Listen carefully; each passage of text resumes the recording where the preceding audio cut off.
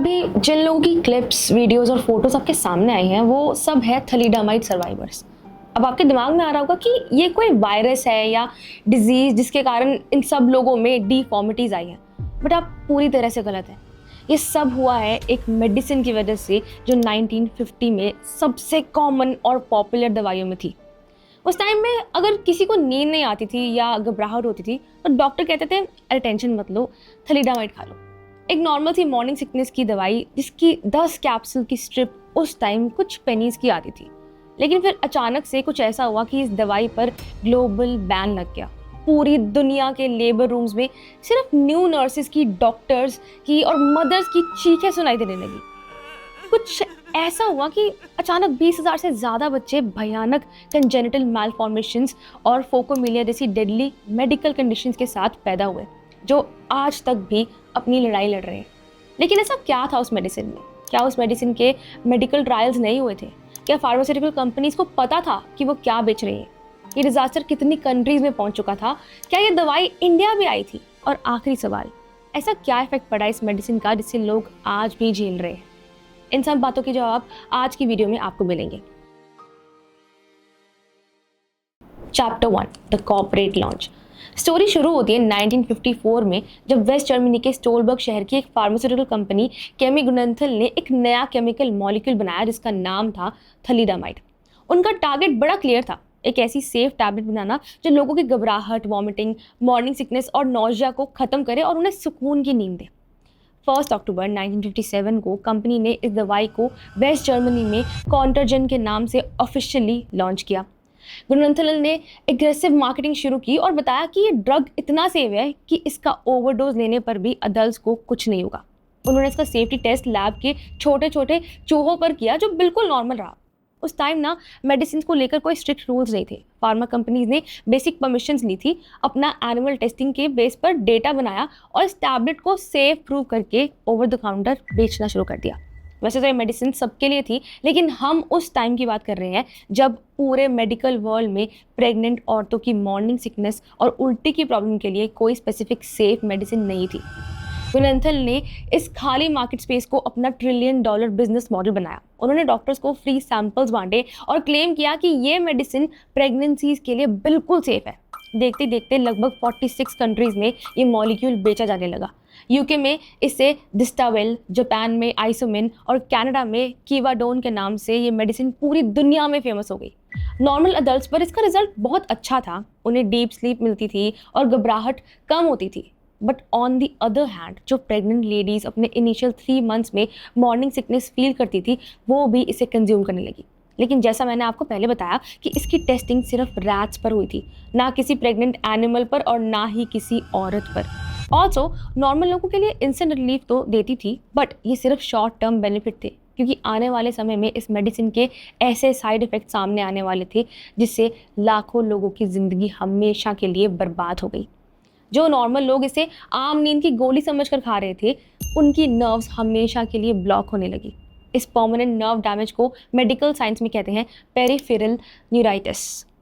अकेले waste Germany में 40,000 से ज़्यादा और पूरी दुनिया में लगभग 10 लाख लोग इस प्रॉब्लम से अफेक्ट हुए, जिससे उनके हाथ पैर हमेशा के लिए पैरालाइज हो गए। लेकिन अडल्ट्स का ये पैरालाइज होना तो सिर्फ शुरुआत थी, असली ब्लंडर तो लेबर रूम्स में प्रेग्नेंट औरतों के साथ होने वाला था।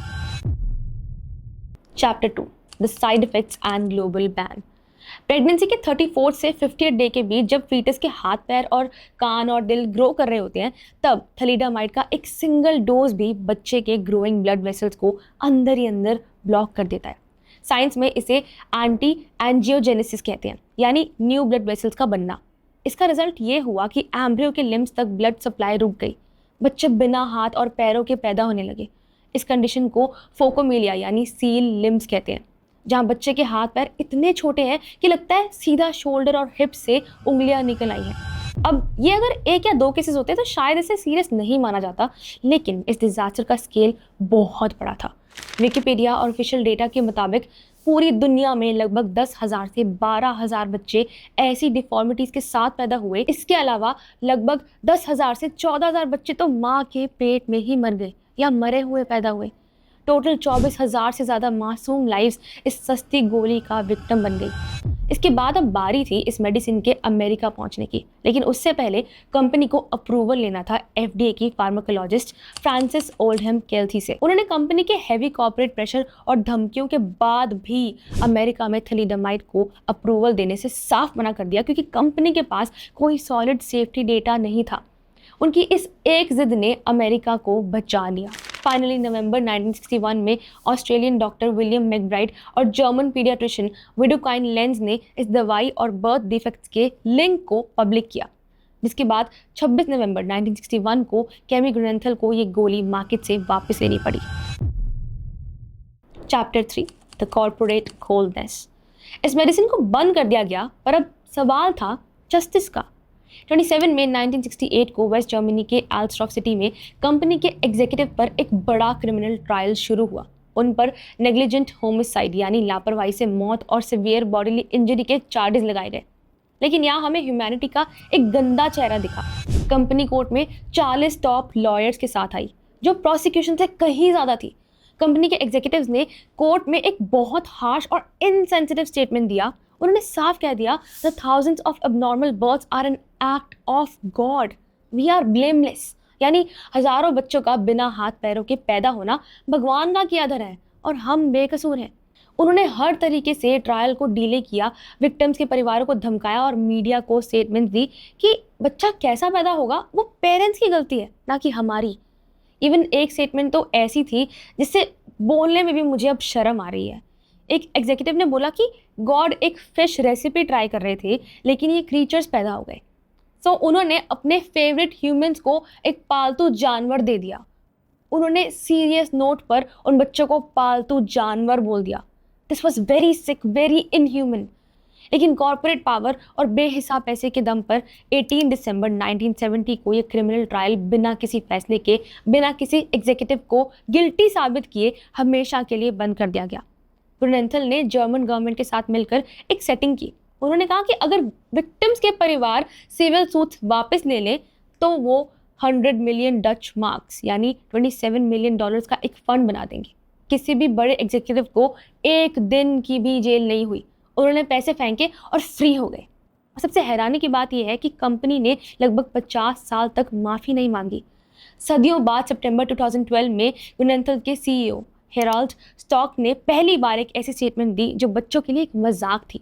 उन्होंने कहा, हम माफ़ी मांगते हैं और चाहते हैं कि आप हमारी 50 साल की साइलेंस को हमारे शोक का साइन समझें। लेकिन ऊपर जो स्टेटमेंट इस कंपनी के एग्जीक्यूटिव ने दी थी वह मुझे तो कोई शोक नहीं दिखा। Chapter 4 the survivors. जो बच्चे इस कंडीशन में जिंदा बचे उनकी ज़िंदगी किसी नर्क से कम नहीं थी। ऐसे ही कहानी है जो मैं वीडियो एंड करने से पहले आपके साथ शेयर करना चाहती हूँ। ये स्टोरी है लिनेट रो की, जो 1962 में ऑस्ट्रेलिया में पैदा हुई थी। उनकी माँ ने प्रेगनेंसी के टाइम इसकी सिर्फ एक सिंगल टैबलेट खाई थी। जब लिनेट पैदा हुई तो डिलीवरी रूम में खुशी नहीं बल्कि डॉक्टर्स की डर के मारे चीख निकल गई, क्योंकि उस मासूम बच्ची के ना दोनों हाथ थे और ना ही दोनों पैर। नर्सिस ने इनकी माँ को सजेस्ट किया कि ये बच्ची सिर्फ एक मांस का टुकड़ा है, इसे यहीं छोड़ दो, ये कुछ टाइम में वैसे भी मर जाएगी। लेकिन उन्होंने ऐसा नहीं किया और लिनेट ने 50 साल तक सब कुछ झेला। वो ना खा सकती थी, ना खुद करवट ले सकती थी, यहाँ तक कि नेचुरल कॉज या फिर पीरियड्स में भी वो अपने माँ बाप पर डिपेंडेंट थी। उनके माँ बाप जब बूढ़े होने लगे उनके हाथ कांपते थे, पर वो अपनी 50 साल की जवान बेटी को एक छोटे बच्चे की तरह गोद में उठाकर टॉयलेट ले जाते थे। साल 2012 में जब लिनेट ने कोर्ट में केस जीता तो उन्होंने रोते हुए कहा था कि कंपनी के दिए पैसे मेरे हाथ पैर वापस नहीं ला सकते। उन्होंने मुझे पैदा होने से पहले ही एक ऐसी जेल में कैद कर दिया जहाँ से मैं मरने तक आज़ाद नहीं हो सकती। सोचिए, इससे बुरा किसी के साथ क्या होगा। ये इतनी सुंदर दुनिया है पर आप इसे कभी पूरी तरह एक्सप्लोर ही नहीं कर सकते, अपनी मर्जी से चल फिर नहीं सकते। और सबसे दर्दनाक बात यह है कि इसमें आपकी कोई गलती नहीं थी। आप बिल्कुल नॉर्मल पैदा हो सकते थे, पर किसी और के लालच ने आपको हमेशा के लिए अपाहिज बना दिया। आज भी दुनिया भर में लगभग 3000 से 4000 थैलिडमाइड सर्वाइवर जिंदा हैं जो अब अपने 60s में हैं और उनकी बॉडीज़ प्रीमेच्योर एजिंग और भयानक दर्द से गुजर रही हैं। सोचने वाली बात है कि अगर उस वक्त के मेडिकल लॉज थोड़े भी सीरियस होते तो इतना बड़ा डिज़ास्टर कभी नहीं होता। आज भी हम बिना सोचे समझे एंटीबायोटिक्स और पेन किलर्स खा लेते हैं। क्या हमें आज के फार्मा सिस्टम पर आंख बंद करके भरोसा करना चाहिए? आपको क्या लगता है, क्या गुरनैंथल को सही सज़ा मिली? कमेंट सेक्शन में ज़रूर बताएं। वीडियो इन्फॉर्मेटिव लगी हो तो सब्सक्राइब करना मत भूलना। मिलते हैं हमारी अगली वीडियो में, तब तक के लिए stay safe, stay healthy and keep missing instant medical.